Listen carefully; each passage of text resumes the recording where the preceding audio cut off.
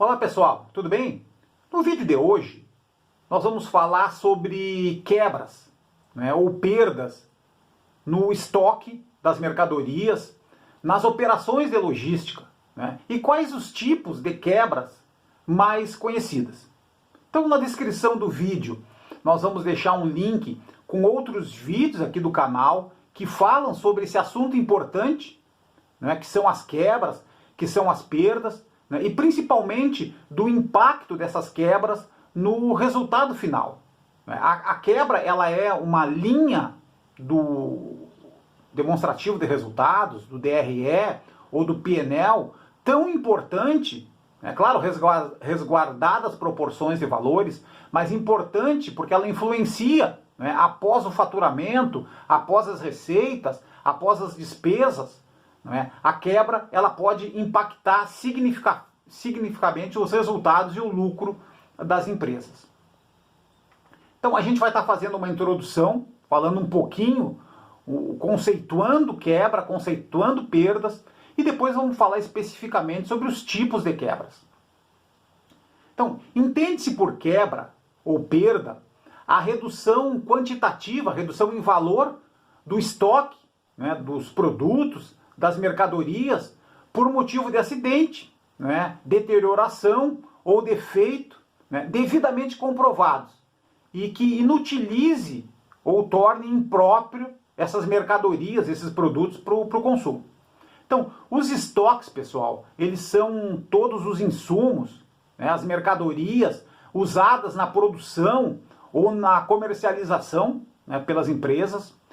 Os estoques eles são os ativos mais importantes, e também de grande valor financeiro para as organizações. Então, na indústria, por exemplo, os estoques eles podem representar entre 20% a 30% dos ativos totais. Já no varejo, no atacado, os estoques representam até 50% dos ativos, o estoque. Então, olha só a quebra, o impacto que a quebra, a quebra em estoque pode representar para a organização. Então, dentro desse contexto, é importante que se mantenha um controle adequado, das quebras, das perdas de estoque, pois essas ocorrências elas refletem, como a gente falou lá na introdução, diretamente na determinação do lucro líquido do exercício, além de afetar os resultados gerenciais e que impactam negativamente a análise do desempenho e do resultado das empresas. As pessoas em geral não têm noção, de qual é os valores que a gente está falando. Então, só para pegar um exemplo aqui, pessoal, eu peguei o resultado de um setor, a Abras, que é a Associação Brasileira dos Supermercados. Ela publicou a última publicação sobre quebras, de 2019, para vocês terem uma ideia da relevância e de que montante de valores nós estamos falando. Então, a Abras, nesse período, ela pesquisou 236 empresas, 236 supermercados, 236 CNPJs, que em conjunto faturam mais de 46 bilhões de reais, e as quebras medidas por essas empresas chegaram a 862 milhões em perdas, em quebras, reduzindo o estoque. Então olha só, pessoal, quase 1 bilhão de reais em perdas, em quebras. Dentro desse mesmo estudo, a Abras pesquisou os principais motivos e os tipos de quebra. Estão listados aí no gráfico abaixo. A gente vai falar de cada um deles, tá, pessoal? Então não se preocupem com isso.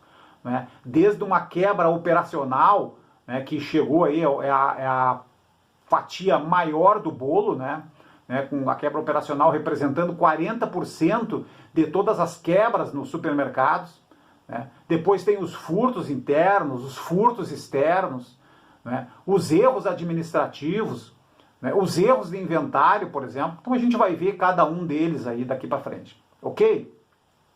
Então os tipos de quebra, pessoal, a gente dividiu aqui em 5 tipos, conforme o estudo da Abras de 2019. As quebras e as perdas operacionais, elas representam 40% do montante de quebras. Os erros administrativos e os erros de inventário somados chegam a 20%. Os furtos a 27%, né? Os erros de fornecedores, 7%, e os outros motivos, né? As outras quebras, perdas, totalizando aí 6% para fechar os 100%. Ok? Pessoal, então as quebras e as perdas operacionais. O que são quebras e perdas operacionais? Né? Então, avarias e danos nos produtos e nas embalagens causados por funcionários, causados por clientes durante a movimentação das mercadorias, quer seja na área de logística do varejo, quer seja dentro de uma operação de loja. Né? Também as avarias e os danos causados pelos clientes nas lojas. Né? A má gestão, né, dos processos de FIFO, de FEFO, né, a má gestão da validade dos produtos, podendo causar perda, né, podendo causar o fim da validade sem a efetiva venda. Não é? Isso também é um motivo significativo de quebra e perda, né, nos supermercados, por exemplo, né, que trabalham muito com alimentos, por exemplo. Então, a falta de controle no processo de armazenagem, principalmente nas áreas de logística, né, gerando perdas ou obsolescência dos produtos. A obsolescência, pessoal, é aquele fator que ocorre quando a venda ela é feita com urgência, às pressas, né, normalmente com um valor menor, né, do que o valor que o bem foi adquirido, né, para que se venda, porque se passou o momento de vender, né, o produto era sazonal, não se conseguiu vender na sazonalidade, então tem que forçar a venda daquele produto. Então, obsolescência é essa diferença entre o valor de venda e o valor da aquisição do produto. O segundo motivo, né, de maior valor da quebra, nas perdas, são os erros administrativos, os erros de inventário. Então, e aí considera-se, né, a falha nos processos de integração das notas fiscais de fornecedores, principalmente nos centros de distribuição, nas lojas, né, a falta de controle, né, ou erros contábeis, e principalmente a falha, né, ou a má execução dos inventários em centros de distribuição e lojas, principalmente pela falta de planejamento do inventário e erros, não é? E falta de controle na execução do processo do inventário. O terceiro motivo, né, pessoal, são furtos, são roubos, né? E aí furtos internos, né, ocasionado, infelizmente, pelos próprios colaboradores dentro da área de logística, dentro das lojas. Os furtos externos, né, aqueles causados pelos clientes, que acontece muito, diariamente, né, milhares de vezes ao dia, infelizmente. Né, e os roubos, os assaltos mais organizados também, principalmente que a parte da logística do supermercado, ela é muito visada, né, por conta da variedade de produtos.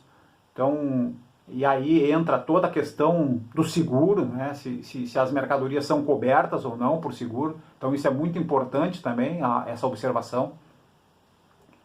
E para finalizar, pessoal, os erros de fornecedores, né, que é um percentual um pouco menor, mas é sempre importante considerar. Né, por conta, principalmente, de embalagens frágeis, embalagens inadequadas. Às vezes a indústria, pressionada por redução de custo, acaba, né, impactando, acaba reduzindo, né, a importância, o valor e o reforço da embalagem, acaba prejudicando a cadeia como um todo. Né.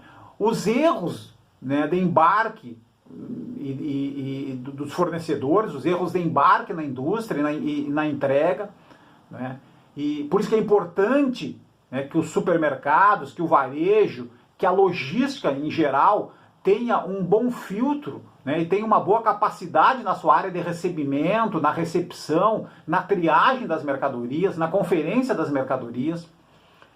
E também, pessoal, o fornecedor também pela troca de embalagem, não é, pela mudança do produto, né, a logística muda um produto, né, cria um produto novo, não é? E às vezes essa comunicação ela não flui de maneira correta, não é, para os varejistas, para os atacadistas, gerando uma série de problemas no futuro, né, problemas que certamente vão impactar nos clientes, né, e vão acabar também impactando aí em perdas e em quebras de estoque.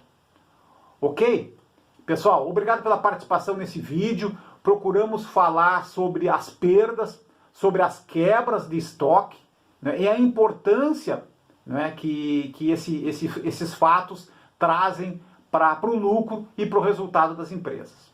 Ok? Muito obrigado.